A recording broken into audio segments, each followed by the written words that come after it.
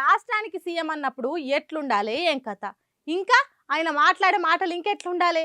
ఏది మాట్లాడినా ఒకటికి రెండు మాటల ఆలోచన చేసి మాట్లాడాలి. అవునా కాదా? ఎందుకంటే ఆయన మాట్లాడే మాటలు రాష్ట్రం మొత్తం వింటది కాబట్టి. కానీ మన ముఖ్యమంత్రి రేవంత్ రెడ్డిని చూడుర్రి ఎసొంటి మాటలు మాట్లాడుతుండో. క్వాలిఫికేషన్ చూపిస్తే గవర్నమెంట్ స్కూల్స్ లో ఉన్నోళ్ళు far better, highest qualification in the government ఉన్నోళ్ళకి ఎంఏ పీజీలు పిహెచ్డీలు చేసిన వాళ్ళు ఉన్నారు, ఎంఏ బిఎడ్ చేసిన వాళ్ళు ఉన్నారు.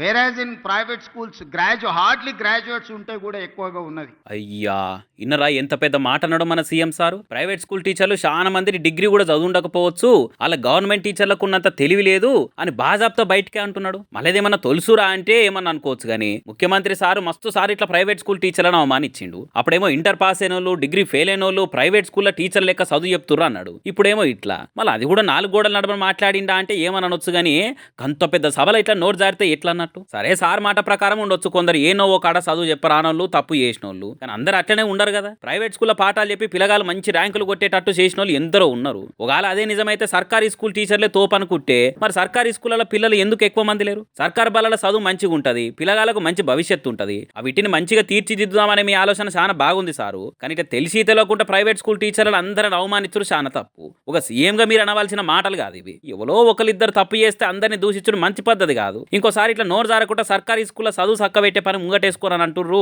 సార్. స్పీచ్ని హట్ అయిన చాలా మంది ప్రైవేట్ స్కూల్ టీచర్లు.